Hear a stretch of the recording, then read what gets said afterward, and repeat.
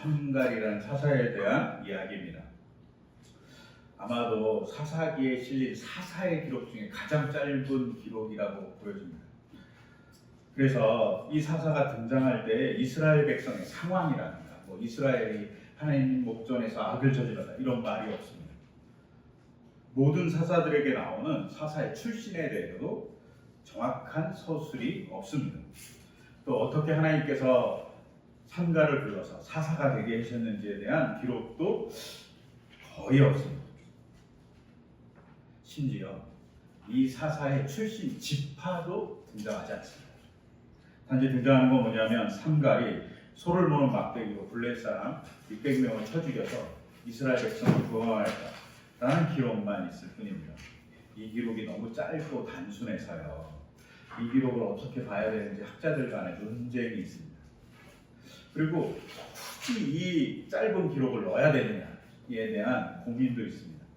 그러면서 일부 학자들이 이렇게 얘기했습니다. 여러분들이 사사기를 쭉 다 읽어보면 사사가 12명 나옵니다. 그러니까 이스라엘 지파가 12지파잖아요. 그러니까 10이라는 숫자에 12이라는 숫자에 맞추기 위해서 삼가를 뛰어넣었다. 이렇게 얘기하는 학자들이 진짜 많이 있습니다. 그런데 이 삼갈에 대한 기록은 오늘 읽었던 3장 마지막 절 31절만 나온 것이 아니라 드보라가 전쟁에서 승리하고 하나님께 찬양시를 불리는 찬양시, 즉 사사기 5장에도 등장합니다. 즉 삼갈에 대한 기억이 존재한다는 것을 알 수 있습니다. 그래서 우리는 신앙의 상상력을 가지고 혹은 학자들의 여러 가지 고민과 기록을 가지고 삼갈을 볼 필요가 있습니다. 가장 먼저 볼 것은 삼갈이라는 사람의 이름입니다. 여러분 삼갈이라는 이름을 들으면 어떤 느낌이 드세요? 아마도 별 느낌 없지 않겠습니까? 삼갈인가? 삼손하고 이름 비슷하다. 삼손 동생 아니 삼손 형인가 먼저 나왔으니까 이렇게 생각할 수 있습니다. 또 오늘 본문에 나온 대로 600명을 소모는 막대기로 쳐 죽였다니 삼손과 비슷한 계열의 사람인가 보다라고 생각할지도 모르겠습니다. 어쩌면 삼갈 그러니까 이름이 좀 웃기잖아요. 갈로 끝나니까 우리는 웃기잖아요. 그러니까 이름이 참 우습다 이렇게 생각이 드는 분들도 계실 것 같아요. 근데 사사기 사람들, 사사기 시대의 사람들은 혹은 구약을 읽었던 사람들은 혹은 유대인들은 이 삼갈이라는 이름을 들었을 때 어떤 느낌이 들었을까 한번 생각해 볼 필요가 있습니다. 그 전에 이름이라는 게 어떻습니까? 여기 다 이름이 있잖아요. 이름이 없는 사람이 없잖아요. 근데 각 나라마다 이름의 고유한 특징들이 존재합니다. 어떤 나라는 태어난 날과 시에 따라서 이름을 정합니다. 또 어떤 나라는 정해진 이름이 있어요. 그 중에 고릅니다. 어떤 나라는 알 수는 없지만 조상들의 이름 중에서 이름을 골라서 자녀의 이름을 정합니다. 근데 우리나라는 어떻게 이름을 정하죠? 우리나라 이름은 보통 세 자입니다. 성이 있고 성이 두 자인 사람도 있지만 대부분 한 자니까 성이 있고 그 다음에 이름은 두 자입니다. 근데 우리나라 전통상 어떻습니까? 돌림자로 쓰잖아요. 그러니까 사실 아이의 이름은 한자예요. 한자만 부모가 정하면 됩니다. 근데 우리나라 사람들의 이름은 그 뜻을 파악하기가 쉽지 않습니다. 딱 듣는 순간 웬만한 사람들은 이름은 대충 짐작은 할 수 있지만 이름의 뜻을 알기는 이게 뭐지? 한번 생각해 봐야 합니다. 외국 사람들 이름은 물건의 이름이란가 물건의 이름으로 성을 지은 사람들이 있잖아요. 스미스는 대장장이고 이런 거잖아요. 아니면 계절의 이름으로 이름을 짓거나 그리고 이름이 세자도 아니에요. 마음대로 길게 정할 수 있습니다. 그래서 우리가 보통 이러지 않습니까? 데이비드 하면 미국 사람이나 아니면 영국 사람인가 이렇게 생각합니다. 밀러나 슈나이더라고 하면 어떻습니까? 독일 사람인가? 혹은 이반이나 도스토옙스키 스키가 들어가는 이름을 막 들으면 어떻습니까? 러시아 계열의 사람인가 보다. 혹은 무하메드 이런 이름이 들어가면 이슬람권 사람인가 보다 이런 생각을 합니다. 혹은 호나우드 R을 히읗으로 발음하는 이름을 들으면 스페인권 사람인가 보다 뭐 이런 추측하잖아요. 이와 마찬가지로 우리나라 사람 이름을 딱 듣는 순간 추측할 수 있습니다. 근데 우리나라 사람 이름은 특이하게도 세 자입니다. 그리고 우리나라 사람들은 이름의 뜻은 모르지만 이름을 들으면 우리나라 사람인가 구분하죠.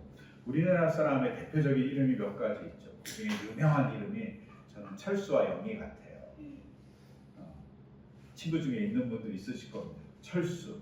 너무 흔한 이름 같잖아요. 근데 철수는 무슨 이름일까요? 철수는 원래는 공자를 지칭하는 별칭입니다. 라고 제가 알고 있어요.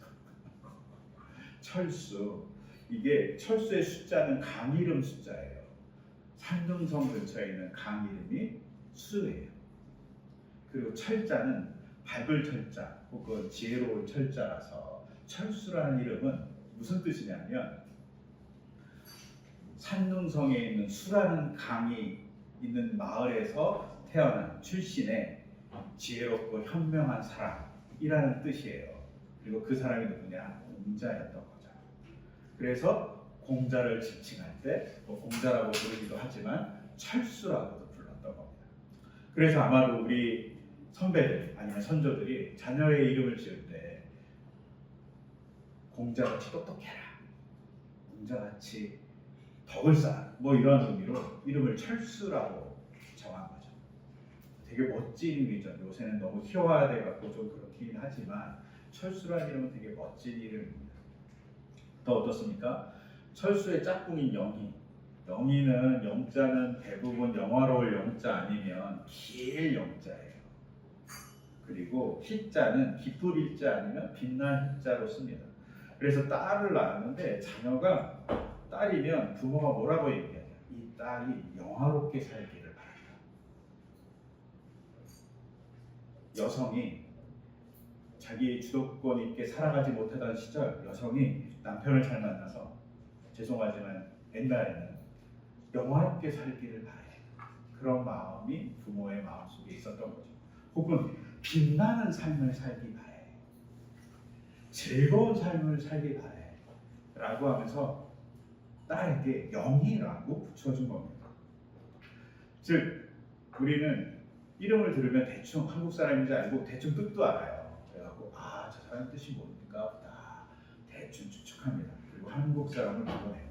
근데 조금 전에 이야기한 대로 데이비드나 뮬러나 아니면 도스토옙스키나 이반, 모하메드 이런 사람들의 이름을 듣는 순간 우리는 우리나라 사람이 아니구나 이렇게 생각하죠. 마찬가지로 오늘 우리가 구약성경에 등장한 삼갈, 이 사람은 사실은 히브리식 이름이 아닙니다. 히브리식의 글자의 특징이 있어요. 어떤 특징이 있냐면 글자가 세 자로 되어 있어요. 근데 이 사람 글자가 네 자예요. 히브리어는 되게 특이하게 거의 한 90%가 넘게 글자가 세 자예요. 세 글자로 되어 있어요. 무조건. 그런데 이분은 글자가 네 글자예요. 그러니 다른 이름 같은 거죠. 또 하나 학자들이 그래서 궁금해서 막 연구했어요. 이 삼갈이라는 이름은 어디서 왔을까 찾아봤더니 프리스 사람이거나 아니면 저 북쪽 터키 지역에 있는 히타이트 쪽에서 온 이름이지 않을까 추측하고 있습니다. 그리고 삼갈이라는 이름의 뜻은 복종입니다. 즉 이렇게 보면 이렇게 질문하는 사람이 있을 수 있어요. 우리나라 사람도 요새 이름을 자녀의 이름을 이든이라든가 노엘이라든가 외국 이름으로 짓잖아요. 그럴 수 있지 않냐고. 예, 그럴 수 있죠. 외국 문물이 멋있어 보니까 외국식 이름으로 아이의 이름을 짓는 겁니다. 그런데 이 질문이 조금 무색하게 오늘 본문에서 삼갈의 아버지에 대해서 뭐라고 얘기하냐? 아낫이라고 얘기합니다. 삼갈을 소개하면서 아낫의 아들 삼갈이라고 얘기해요. 근데 이 아낫이라는 이 단어가 뭐냐? 신의 이름입니다. 아낫이 그것도 여신입니다. 바알의 짝이 되는 짝꿍이 되는 여자신이에요. 그리고 전쟁의 신입니다. 즉 삼갈은 이방이라는 것을 알 수 있는 건 그의 아버지 혹은 그의 가문이 아낫이라는 신을 섬기고 있는 집안 혹은 지역의 출신이라는 것을 알 수 있어요. 즉 아낫의 아들이라는 뜻은 그냥 진짜 아낫의 아들이라는 말이 아니라 아낫 신을 섬기고 있는 사람들 혹은 제사장의 가문의 출신이다라고도 얘기할 수 있고, 혹은 아낫을 섬기고 있는 지방 출신의 사람이다라는 것도 얘기할 수 있어요.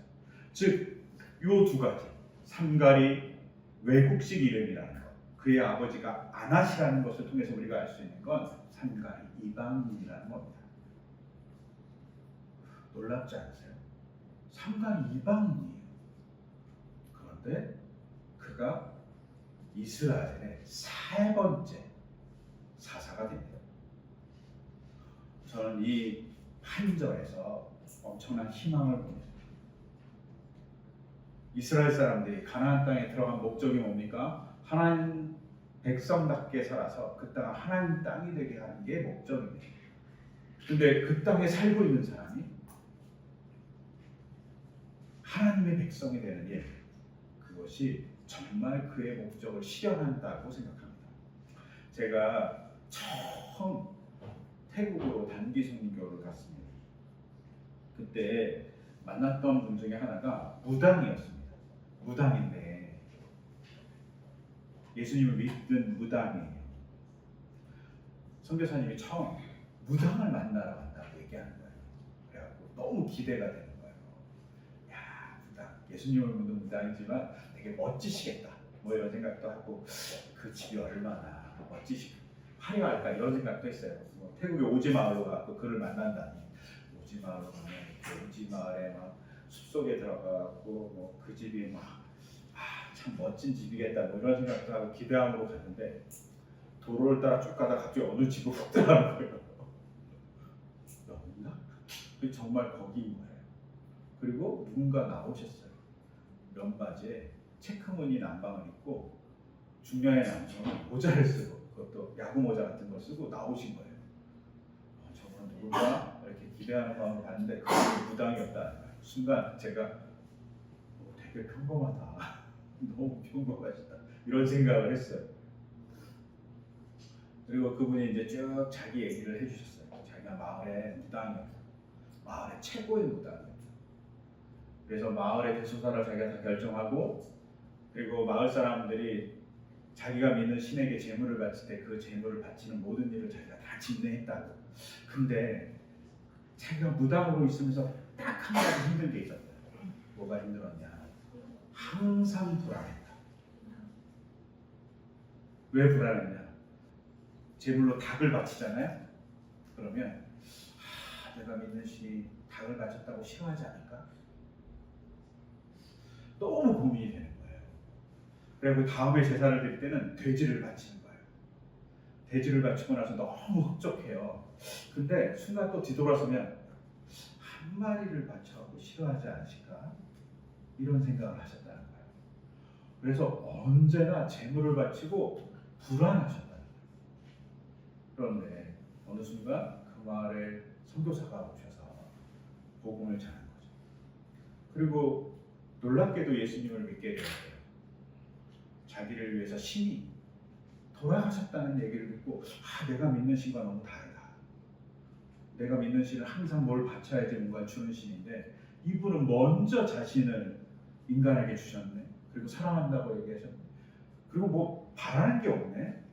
그리고 예수님을 믿고 나서 그분에게 찾아온 게 하나 있다는 거예요.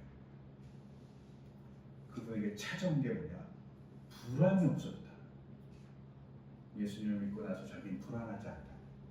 내가 뭘 바쳐야 될지 생각하지 않고 예수님의 말씀을 살려고 노력하기만 하면 된다고. 그렇다고 예수님이 그 노력한 것에 대해서 화가 나고 막 채찍을 휘둘리고 뭐 재앙을 내리고 그러지는 않으신다고. 그러면서 깊은 관계를 가지셨다는 거예요. 근데 그 얘기를 듣는 순간 제가 너무 충격을 받은 거예요. 왜 충격을 받느냐? 제가 그 선교사, 그 단기 선교를 가기 전에 어거스틴의 고백록을 다시 한번 읽었었던 것 같아요. 근데 어거스틴이 뭐라고 얘기했냐면 내가 하나님을 만난 다음에 그 위대한 신학자가 만난 다음에 내게 없어진 게 있다. 불안이다. 나 불안하지 않습니다. 즉 하나님을 만난 사람의 가장 큰 특징은 불안함이 없어지는 겁니다 라고 고백내를 써놨어요. 근데 이거를 머리로만 알고 있었던 제가 어거스틴의 고백을 하고 있는 사람을 현실에서 보고 있는 거예요. 너무 놀랐고 꼭 어거스틴이 살아서 돌아온 듯한 느낌? 제가 혼자서 그분을 계속 바라봤어요. 그리고 그분이 예수님을 믿음으로 인해서 어떤 일이 벌어졌을까요? 그 마을이 복음화가 됐습니다. 무당이 예수님을 믿으니 무당을 따르는 사람들도 다 예수님을 믿게 되지 않겠어요? 삼갈의 경우도 마찬가지일 겁니다. 삼갈이요. 아낫의 아들이었다는 아낫신을 섬기는 사람입니다. 아낫의 제사장 가문일 수도 있습니다. 근데 그가 이스라엘 백성이 가나안 땅에 들어와서 하나님의 복음을 전하고 하나님의 말씀을 전하고 하나님의 율법을 전하고 그것에 대해서 감동함으로 아낫을 섬기는 제사장에서 하나님을 믿는 백성이 된 것이죠. 엄청난 일이 벌어진 겁니다. 이 속에 이스라엘 백성이 하나님의 말씀대로 삶으로 인해서 가나안 땅 사람들을 변화시킨 정말 놀라운 사건이 딱 한 절에 기록되어 있다고 볼 수 있습니다. 그리고 그 놀라운 건 뭐냐면 이 사람을 이스라엘 백성이 편견 없이 사사로 바라보고 있다는 겁니다. 아니 그냥 믿을 수 있잖아요. 아 네가 믿었어 그래. 근데 사사로 바라본다는 게 무엇입니까? 우리 민족의 지도자로 삼가를 삼았다는 거예요. 놀라운 일이 벌어졌습니다. 이렇게 놀라운 일이 서로에게 벌어진 거죠. 삼갈에게 이스라엘 백성에게. 근데 삼갈에게 이렇게 놀라운 일이 벌어진 이유가 뭘까? 생각해보면 이 속엔 하나님 말씀의 힘이 있습니다. 이스라엘 백성이 가나안 땅에 들어갔을 때 율법을 갖고 들어갑니다.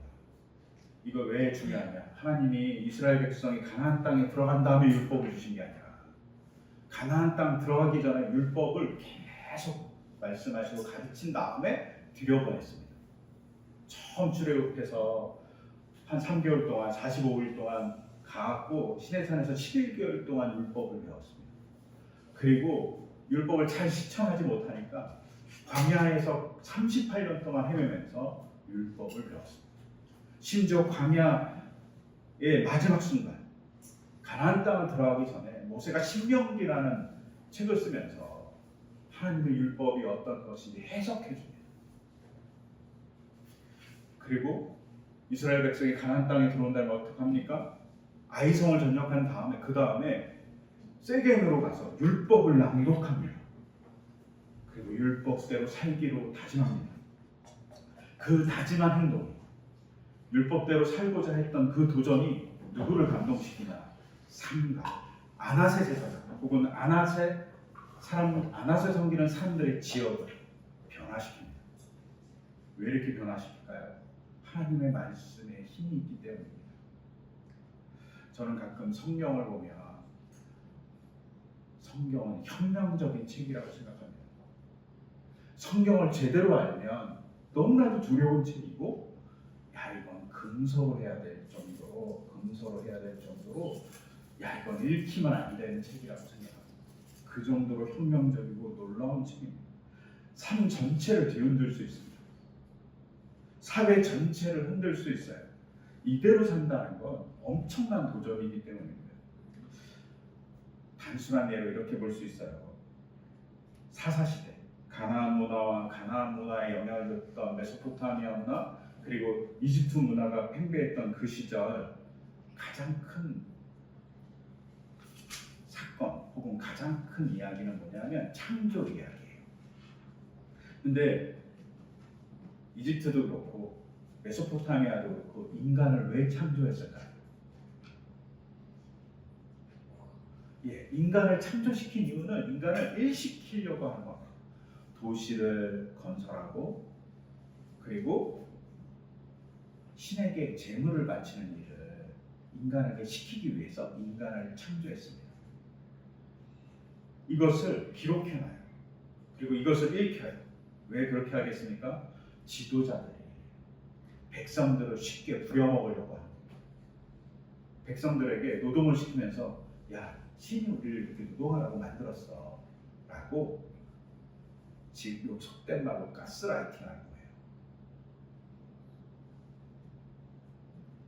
이런 문화를 갖고 있었던 가나안, 메소포타미아, 그리고 이집트의 문화에 이스라엘 백성은 뭐라고 얘기하냐? 하나님께서 인간을 만든 목적은 세상을 잘 다스리기 위해서, 창조 세계를 잘 보존하기 위해서입니다. 그런데 인간이 노동을 해야 됩니다. 노동을 하는 이유는 뭐냐? 그 사람이 먹고 살려. 인간이 노동하는 이유는 도시를 건설하는 것도 아니고, 인간이 노동하는 것은 신에게 재물을 바치기 위해서도 아니고, 인간이 노동하는 건 자기가 먹고 살기 위해서라고 정의합니다. 신의 눈치를 보지 않고 노동할 수 있습니다. 지배자의 눈치를 보지 않고 자기 행복권을 위해서 노동할 수 있습니다. 이스라엘 사람이 들고 간 율법은, 이스라엘이 들고 간 하나님의 말씀은 고대 근동의 파격적인 이야기입니다. 지금도 그렇잖아요. 국가를 위해서 봉사해라는 목적으로 한동안 우리는 인간의 행복권을 추구하는 것에 대해서 억압당했습니다. 근데 성경은 뭐라고 얘기합니까? 너의 먹을 것을 위해서 노동해라고 얘기해 줍니다. 심지어 그것이 벌이었어요. 벌인데 나의 먹을 것을 위해서 노동하는 겁니다. 인간이 자기 행복을 위해서 열심히 살라고 얘기해 주시는 것이고, 그리고 그렇게 살 때 하나님의 말씀에 합당하게 사는 것이 중요하다. 공동체를 위해서 서로 아껴주고 사랑하는 것이 중요하다라고 얘기하는 것이 고대 근동의 혁명과 같은 이야기입니다. 그렇다고 하나님이 재물을 받지 않냐? 그렇지 않아요. 하나님이 재물을 받아요. 근데 하나님이 받는 재물이 뭡니까? 가인과 아벨의 제사에서 알 수 있어요. 하나님의 재물과 그 사람을 받는다고 했어요. 하나님이 가인의 제사를 받을 때 가인의 재물과 그 사람의 재물이라고 했어요. 아벨의 재물도 아벨의 재물과 그 사람의 재물이라고 성경에 기록되어 있어요. 그 사람의 삶을 받는 거예요. 이 파격적인 이야기를 하는 것입니다. 여기에 삼갈이 흔들리는 거죠. 또한 십계명의 네 번째 계명인 안식일에 대한 이야기가 있습니다. 안식일에 대한 계명이 발전하면 안식년, 희년에 대한 것으로 발전해요. 근데 고대 근동에서 안식년 7년마다 한 번씩 쉬라든가 희년 50년마다 한 번씩 쉬라는 이 선포는 이렇게 연 단위로 끊어서 혹은 뭐 이렇게 돌아가면서 하는 것이 아니라 임금이, 왕이 가끔 자기가 선포하고 싶을 때 선포해요. 언제냐? 임금이 자기가 즉위했을 때, 혹은 자기가 엄청난 전공을 세워서 돌아왔을 때, 혹은 정치적인 뭔가가 필요했을 때 선포해요. 즉 이거는 임금의 통치 수단이었던 거예요. 그래서 임금이 자기의 통치를 정당하기 위해서 희년 혹은 안식년을 선포했습니다. 그런데 성경은 뭐라고 얘기하냐? 이 안식년을 규칙적으로 선포하라고 얘기합니다. 누구한테? 모든 사람에게. 사회 시스템을 흔들고 있습니다. 왕이 통치하는 이 나라에 시스템이 통치하는 나라, 어떤 시스템이냐? 율법이 통치하는 나라로 만들어라고 얘기해 주는 겁니다. 대단히 민주적인 이야기를 하고 있는 것이죠. 또한 이것의 근간이 되는 안식일법을 보면, 율법에 출애굽기 20장 10절에 보면, 그러나 이른 날은 주 너희 하나님의 안식일이니 너희는 어떤 일도 해서는 안 된다. 너희는 너희 아들이나 딸이나 너희 남종이나 여종만 아니라 너희 집 짐승이나 너희 집에 머무는 나그네라도 일을 해서는 안 된다라고 얘기하고 있습니다. 여기서 중요한 건 모든 사람이 쉰다는 거죠. 제가 계속 이야기하지만 고대 근동사회에서 안식을 취할 수 있는 건 왕과 귀족밖에 없습니다. 그런데 하나님의 율법 뭐라고 얘기하냐면 모든 사람이 쉬어야 된다. 누구까지? 너희 집의 종까지.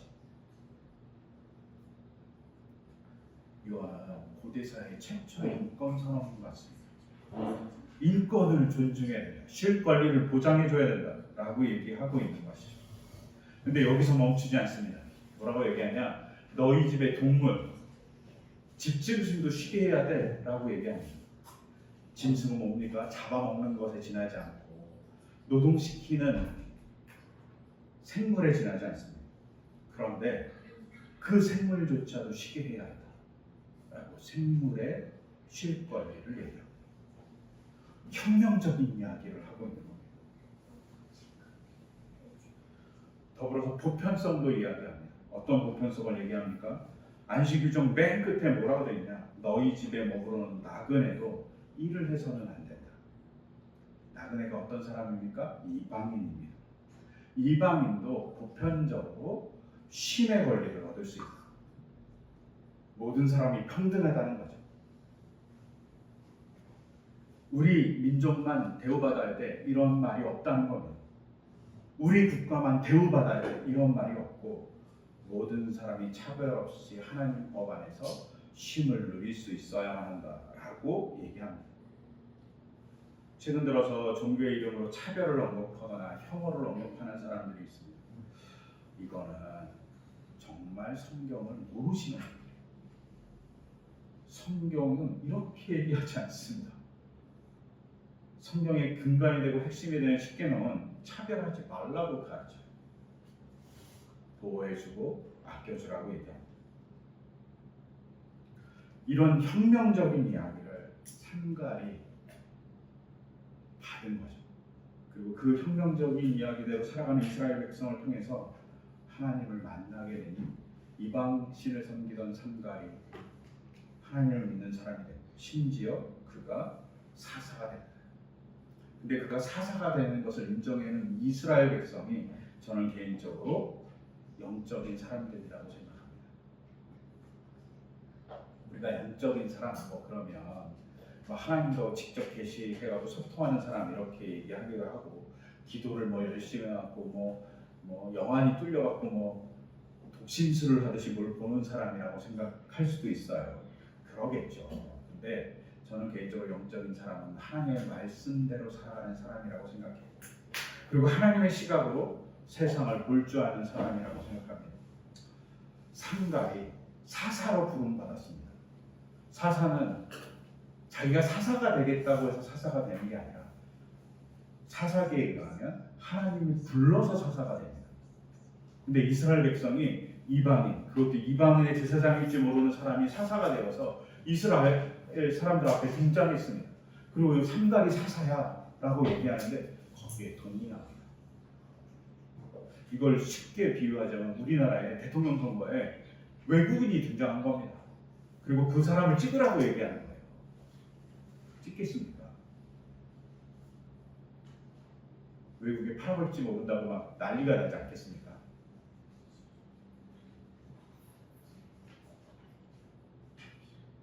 외국인인데 사사로운 곳을 이스라엘 백성은 영적인 눈을 통해서 하나님이 보내신 사람이라는 사실을 인지하고 그것을 받아들이고 그를 사사로 세워줍니다.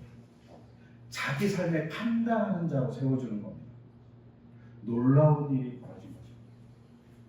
저는 이 모습이 영적이라고 생각합니다. 이런 영적인 눈을 갖고 있는 사건이 오늘 읽었던 복음서에도 나타납니다. 어떻습니까? 마리아가 성령을 통해서 임신했습니다. 너무 불안해요. 그러니까 천사가 뭐라고 얘기하냐면 너의 친척 유대 예루살렘 근처에 살고 있는 엘리사벳이 임신했다고 알려줍니다.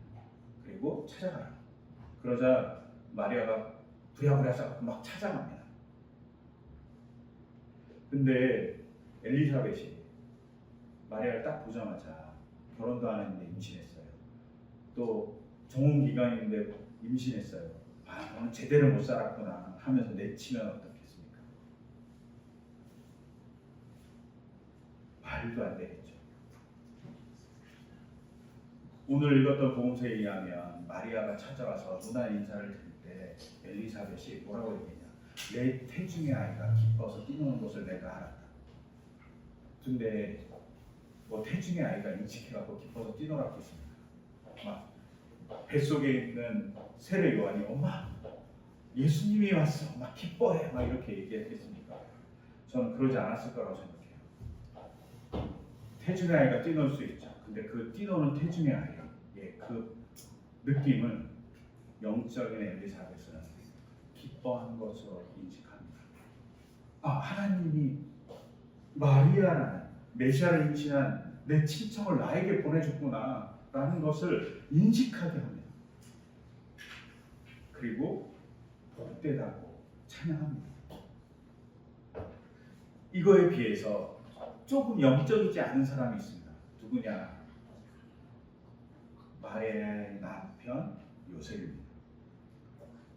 마태복음에 의하면 요셉이 마리아가 성령에 의해서 잉태했다는 사실을 알게 됐어요. 근데 마태복음에 뭐라고 기록되어 있냐? 그냥 잉태했다는 것을 알게 되었다 이렇게 기록되어 있지 않고 성령에 의해서 잉태했다는 것을 알았다고 써 있어요. 그러면 성령에 의해서 잉태했다는 것을 알았던 요셉이라면 하나님께 물어보고 자기가 어떻게 행동해야 될지 고민했어야죠. 근데 요셉이 어떻게 합니까? 요셉은 착하고 의로운 사람이라서 가만히 끊고자 했다라고 기록되어 있어요. 요셉은 정의롭고 의롭고 착한 사람입니다. 근데 영적인 사람은 아니었던 거죠. 그 순간에 성령으로 잉태했다는 사실을 알았는데 마리아를 받아주지 않아요. 가만히 끊고자 해요. 자기 품성이 착하고 자기가 의로운 것을 지키기 위해서 나쁘게 보면 자기의 의로움을 지키기 위해서 어떻게 하냐? 가만히 끊고자만 하죠. 나는 악한 사람이 될 수 없어. 그를 천사가 찾아가 설득할 때야 그제서야 변합니다. 여러분, 엘리사벳은 영적인 눈으로 처녀가 임신해서 찾아온 마리아, 그를 메시아를 임신한 여인으로 받아줍니다. 부정한 여자라고 비난하지 않고 정결기간을 제대로 지키지 못한 대단히 불순종한 사람으로 바라보지 않고 하나님의 사람으로 바라봅니다. 이게 영적인 눈을 가졌던 엘리사벳의 놀라운 일입니다. 이와 비슷하게 이스라엘 백성이 삼가를 바라보는 거죠. 사사.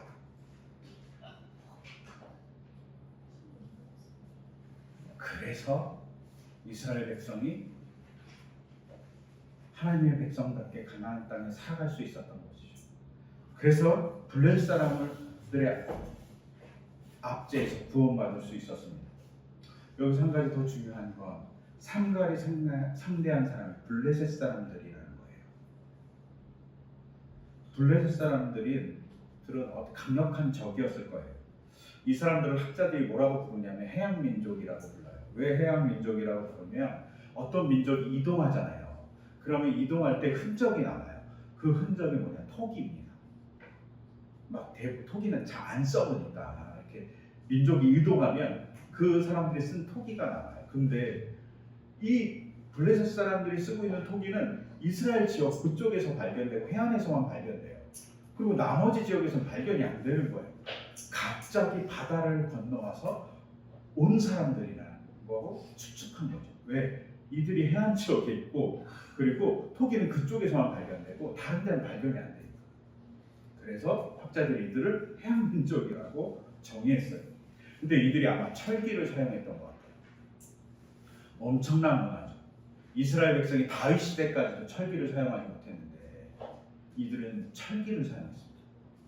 엄청난 사람들이, 엄청난 군사력을 갖고 있고 강력한 힘을 갖고 있던 사람들이 바다를 건너서 왔습니다. 그리고 가나안 땅을 막 해집고 돌아다니는 거죠. 근데 이를 상대한 사람이 삼갈입니다. 처음으로. 근데 그가 상대한 무기가 뭡니까? 소모는 막대기입니다. 삼갈이 하나님을 믿음으로 소모는 막대기로 철기 문화와 싸우는 것입니다. 이 삼갈이 싸우는 것을 보면서 사사라고 인정해줘요. 영적인 눈은 이스라엘 백성이 가졌을 뿐만 아니라 하나님이 자신을 통해서 일하시는 것을 삼갈도 인식했던 거죠. 즉 삼갈도 영적인 사람이고 이스라엘 백성들도 영적인 사람들이었기 때문에 가나안 땅에서 엄청난 외적을 만나서 가나안 땅이 혼돈했을 때 그것을 막고 살아남을 수 있었던 것입니다. 영적이라는 거 오해하지 않기를 소망해요. 가끔 영적이란 말이 뭐 기도를 열심히 해갖고 막 신령해갖고 뭐 미래를 보고 뭐 방언을 하고 막 이런 거라고 생각해요. 그런 것도 있겠죠. 하지만 가장 영적인 거 하나님의 눈으로 세상을 바라보고 하나님의 말씀을 실천하는 도전을 갖고 있는 사람들이 가장 영적인 사람들일 것입니다. 그리고 가장 영적이라고 불릴 수 있는 분이 누굽니까? 저는 예수님이라고 생각해요. 근데 그 예수님이 어떻게 살았습니까? 이웃을 사랑하고 말씀대로 사는 실천을 하셨습니다. 즉 예수님을 따라 사는 것이 가장 영적인 삶이라고 저는 정의한다면 그렇게 믿어요. 그러면 그렇게 살아야죠.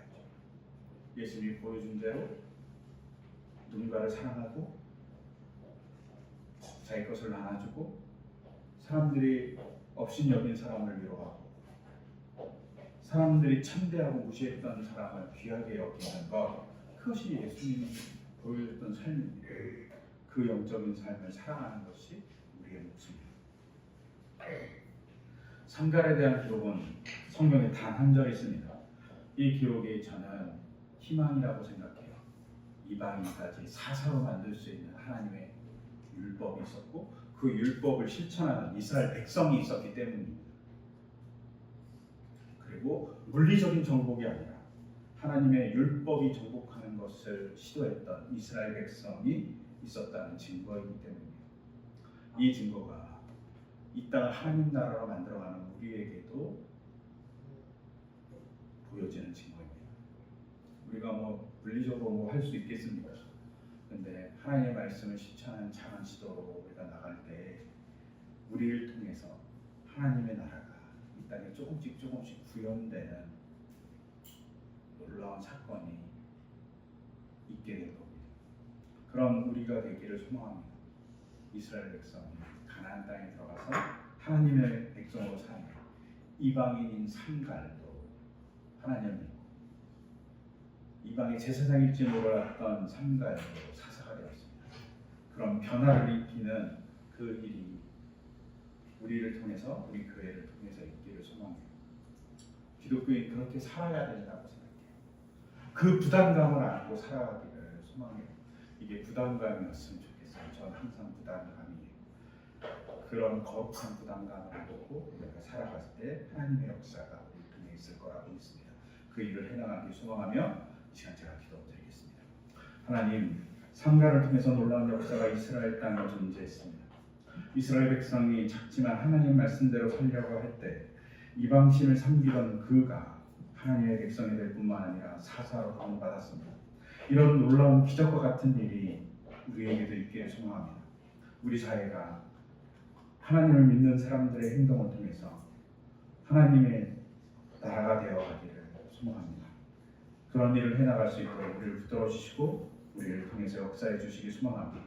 우리가 그런 하나님의 사람답게 살아가는 도전을 해나갈 수 있도록 인도하여 주시옵소서. 이름으로 주 예수 그리스도 이름으로 기도드립니다. 아멘.